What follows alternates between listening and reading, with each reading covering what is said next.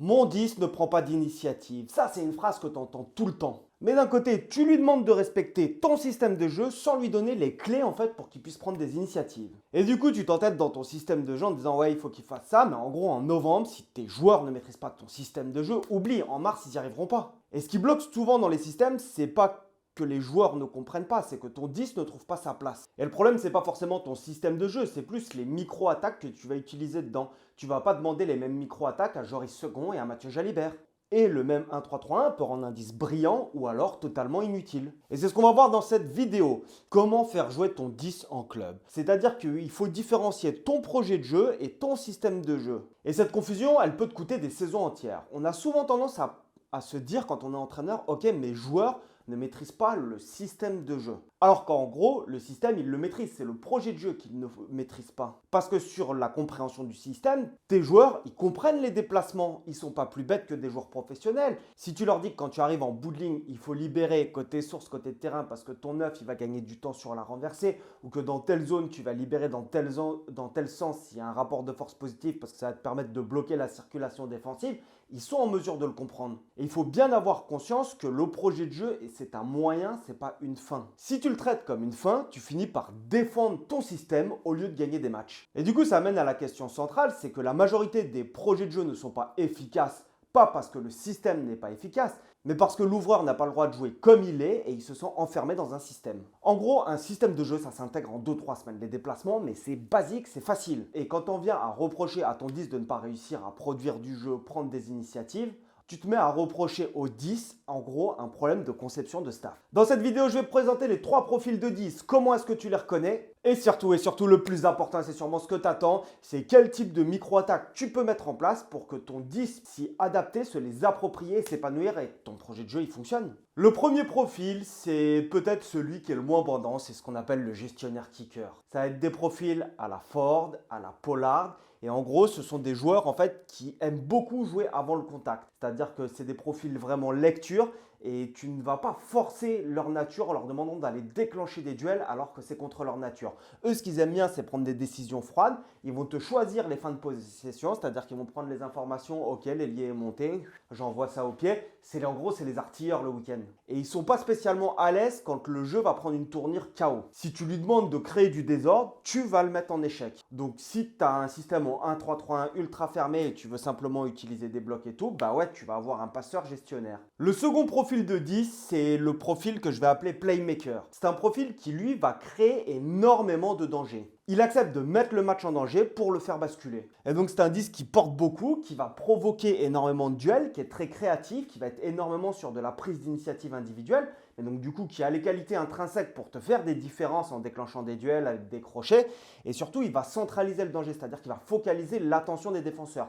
Typiquement, on va être sur des profils comme Jalibert, comme Mackenzie en Nouvelle-Zélande. Celui-là, si tu l'enfermes dans un système qui est rigide, en fait, tu le tues dans l'œuf. Tu tues ton attaque, clairement. Et le dernier profil, évidemment, Ntamak, on n'en a pas parlé, c'est les profils hybrides. Et donc les profils hybrides, c'est des joueurs qui vont porter quand le match va l'y autoriser. Il va adapter sa conduite du jeu en fonction du tempo du match.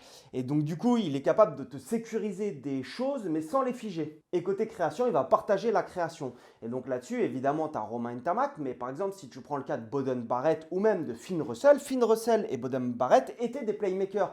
Portaient énormément le ballon, énormément de prise d'initiative, etc. Avec le temps, il se transforme plus en profil hybride. Le profil hybride, sans rentrer dans les stats aussi, il va être beaucoup plus sécure en défense. Il gagne beaucoup moins de duels, beaucoup moins de mètres gagnés. En revanche, beaucoup plus sécure en défense. Maintenant, je m'imagine bien qu'à ce moment-là de la vidéo, tu te dis dans ta tête, ok, moi, mon 10, ce joueur-là, c'est un playmaker, celui-là, c'est un gestionnaire, etc. La question, c'est comment est-ce que tu les fais exister à travers ton système de jeu pour qu'il puisse s'épanouir et que tu puisses être le plus efficace possible. Et c'est là où il y a beaucoup de projets qui se cassent la gueule totalement. Pourquoi? Tu prends l'exemple d'un 1-3-3-1 classique, ok? Tout le monde quasiment joue comme ça. Bon, eh bien, disons que tu as une première relance de jeu avec ton bloc 10 ici. Qu'est-ce qui va se passer? Tu as tout le monde qui va se décaler. Sauf que là, tu vas te retrouver avec un bloc de 3 avant qui va se retrouver juste devant ton 3 quarts. Donc si tu veux aller chercher les extérieurs, bah, tu vas donner le ballon mais tu vas manger l'espace. Et donc du coup, tu vas avoir 3 joueurs qui ne vont pas vraiment menacer les intervalles. Si tu donnes le ballon à ces 3 joueurs, qu'est-ce qui va se passer? Ton 10 va se retrouver ici avec le reste de tes 3 quarts. Conclusion, si ton 10 c'est un playmaker, à quel moment il déclenche des duels? Il peut déclencher un duel quand le jeu est encore ici. Donc là, il est capable de déclencher le duel et en effet, ça va converger. Et donc pourquoi pas? Mais du coup, ça veut dire que ici, tes centres et tes ailiers, ils vont toucher très peu de ballons. Mais si tu as sollicité ces 3 joueurs et que ton 10 se retrouve là, et ben le moment où il va déclencher ici, et bien en fait, là tu vas avoir tes autres joueurs qui vont mais clairement tirer la gueule. En gros, ils vont avoir très peu de ballons à jouer et surtout dans des espaces très restreints. Si tu as un profil gestionnaire, lui, il va se contenter en fait de faire des passes en permanence. Et donc, c'est-à-dire que pourquoi pas, mais il y aura peu de prise d'initiative et en gros, ça va appliquer un système, moi ce que je vais dire un petit peu bêtement. Si tu as un profil hybride, lui, il va toujours choisir en fait le profil hybride. Il aura tendance à choisir la solution la plus sécure.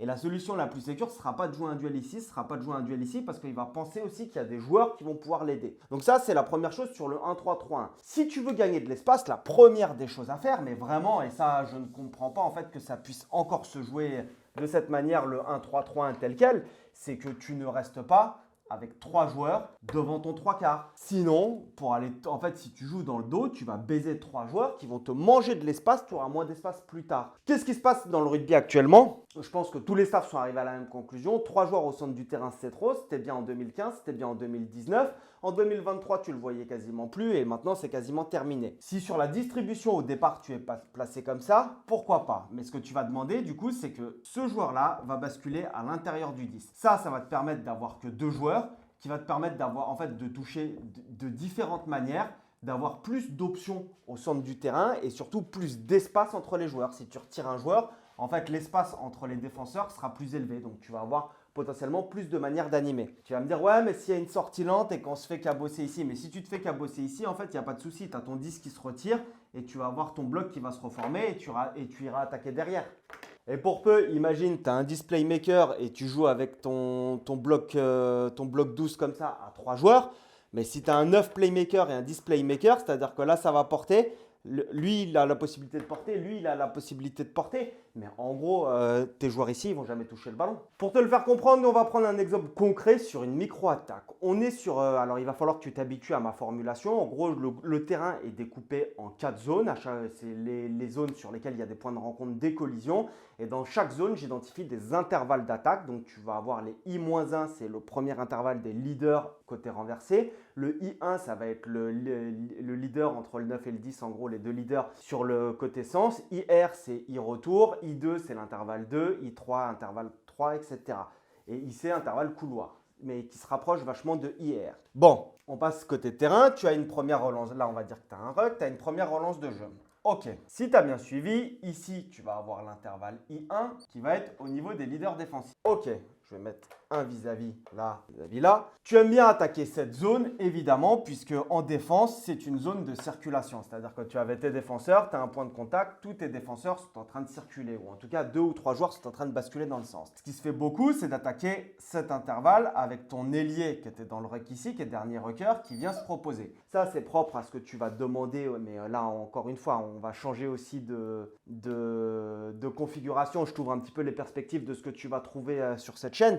C'est que ça va dépendre de ton profil d'ailier. Tu vas avoir des profils à qui tu vas demander d'avoir des énormes courses pour pouvoir venir te projeter plus loin, mais tu vas avoir des profils qui vont être beaucoup plus denses, avec beaucoup plus d'appui, qui aiment en fait ces zones denses avec des appuis très courts, etc., où tu vas leur demander de venir animer plus au bord des rucks. Et là, sur ce type de micro-attaque, tu peux utiliser les 2 profils, bien évidemment. Bon, pour revenir à cette micro-attaque en zone I1, tu vois, quand on est en zone 2 ici, cette micro-attaque pour attaquer l'intervalle I1. J'ai identifié une dizaine, par exemple, de micro-attaques pour attaquer juste cet intervalle-là. Et ça, c'est ce que tu vas trouver en fait dans la partie membre. Et donc, si tu veux gagner du temps, en fait, tout simplement, ça coûte 15 balles. Et si tu veux, tu viens une fois, tu regardes, si ça ne te plaît pas, tu t'en vas. Et si ça te plaît ce que je propose, ben moi, ça va me permettre de passer de plus en plus de temps en fait à décrypter ça. Parce que tu l'as bien compris, il y a la chaîne Up Rugby sur laquelle je poste plutôt du contenu rugby, mais pour tout le monde.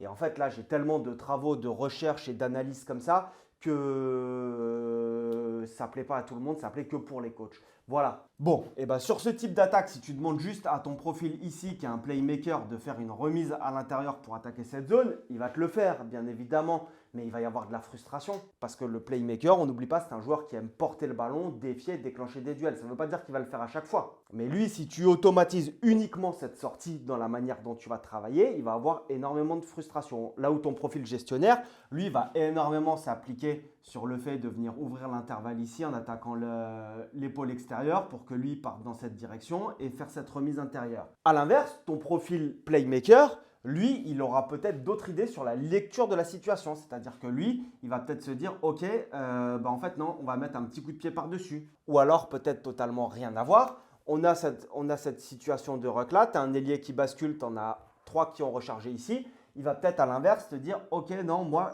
je vais venir attaquer ici parce que là, je vois qu'il y a 2 joueurs qui ont basculé. Et en gros, on aura, je sais pas, un 3, un 4 contre 2 à jouer de ce côté-là. » Ça, c'est ce que ton profil playmaker va te faire. Et si tu le brides là-dessus, tu vas en faire un joueur frustré, en fait, qui va faire que des passes. Et si on reprend ton 10 hybride dans cette situation, il va avoir la capacité, en fait, d'alterner. Il va être capable de changer de mode dans le même système. C'est-à-dire qu'il va être capable de te faire une remise à l'intérieur. Il va être capable peut-être de pas te mettre un petit jeu au pied par-dessus, mais un petit rasant. En fait, il va percevoir les choses et il va traiter les informations différemment. Et si tu veux le développer, ton profil de 10 hybride, c'est comment est-ce que tu vas faire, et même tous tes profils de 10, pour leur faire vivre dans tes situations d'entraînement différentes options, différentes opportunités, pour pas, par exemple, que ton profil hybride choisisse en permanence la solution la plus safe. Parce que si tu ne lui apportes pas sur un plateau et que tu ne lui fais pas vivre les situations, tes 10, que ça soit le playmaker ou le profil hybride, en fait, ils vont faire ce que tu leur demandes de faire. Ils vont faire une remise à l'intérieur. Et du coup, tu vas te retrouver avec des 10 qui vont jouer contre leur nature, qui vont jouer en fait comme des gestionnaires kickers.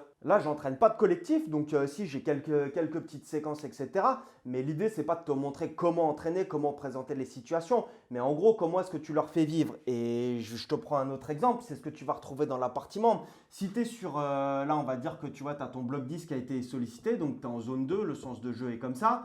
Là, tu as ton I-1 et là, tu as ton IR. Sur ton IR, tu peux avoir par exemple 3 joueurs, 4 joueurs, etc. En fonction de si tu as 3 ou 4 joueurs, ça ne va pas être les mêmes micro-attaques, les mêmes patterns d'attaque. Et en gros, c'est qu'est-ce que tu vas proposer sur ce 4 contre 4. Donc, je n'ai pas les chiffres en tête, mais mettons que j'ai identifié 5 micro-attaques. Sur ces 7 micro-attaques, en gros, il va y avoir différentes déclinaisons possibles. Et si tu veux que tes 10 et tes joueurs aient la meilleure palette possible, je ne sais pas, par exemple, tu donnes à ce joueur-là et il décide d'aller ici et tu vas faire ça et ça, par exemple. Je te dis une connerie. L'objectif caché derrière, moi, c'est ce que je vais t'expliquer, c'est que lui, par exemple, ça soit le dernier rucker parce que c'est un profil ailier rapide. Tu vas t'arranger, par exemple, dans ces couloirs pour toujours avoir tes profils ailiers rapides qui ne sont pas consommés. Donc, c'est pour ça aussi que tu vas très peu souvent voir des ailiers, en fait, en dernier porteur venir ici. Si tu as le choix, tu vas l'avoir dans certaines situations, mais par exemple, pas sur des intervalles retour. Sur des intervalles retour, tu vas libérer ton profil rapide pour qu'il puisse venir attaquer une fois que tu vas renverser le jeu et que ça soit ce joueur-là. Et ça, c'est possible uniquement si c'est le dernier rocker. Mais du coup, tu as plein de micro-attaques différentes avec des options et des sorties différentes. Et en gros, moi, ce que je vais te proposer, c'est quand je vais parler de ces micro-attaques, je vais te présenter toutes les solutions et je pense que c'est la meilleure façon pour développer tes joueurs. C'est en gros, c'est tout simplement les évolutions. Il ne faut pas que tu te dises « ouais, mais c'est trop compliqué ». On va pas avoir 10 annonces pour des 4 contre 3 ou des micro-attaques. Bien sûr que non, surtout pas. Mais j'ai envie d'aller plus loin en fait. Tu n'as même pas besoin de les annoncer. Tu vas annoncer juste si le joueur est disponible, par exemple là, sur ta circulation. Il y a une annonce pour dire s'il est disponible. Derrière, si tu leur as fait manger plein de situations différentes avec jeu au pied par-dessus, je te dis une connerie, tu peux aussi le faire avec ton 10 qui va finalement attaquer l'épaule intérieure et lui qui va se proposer à l'extérieur. Et donc du coup, tu vas bosser sur des jeux à très contact, des duels, etc. C'est juste de leur donner à bouffer aux entraînements où tu vas décliner en fait une même micro-attaque avec toutes les sorties possibles sans forcément les nommer. Si tu fais 2 minutes par situation, tu en as 5. Derrière, ta situation, elle dure 12 minutes et tu peux l'ouvrir, on va dire, pendant 6 minutes où derrière, en gros, ils vont s'approprier eux-mêmes les ressources pour savoir ce qu'ils vont faire. Alors voilà ce que je te propose et n'hésite pas à me dire si tu as des commentaires. Je sais que les entraîneurs, on a tous tendance à être vachement centrés sur nous-mêmes et ne pas partager parce qu'évidemment c'est un milieu concurrentiel et tu entraînes pour gagner. Mais n'hésite pas si tu as des retours, des questions, etc. Tu peux même m'envoyer des messages en off privé. Topette l'ami!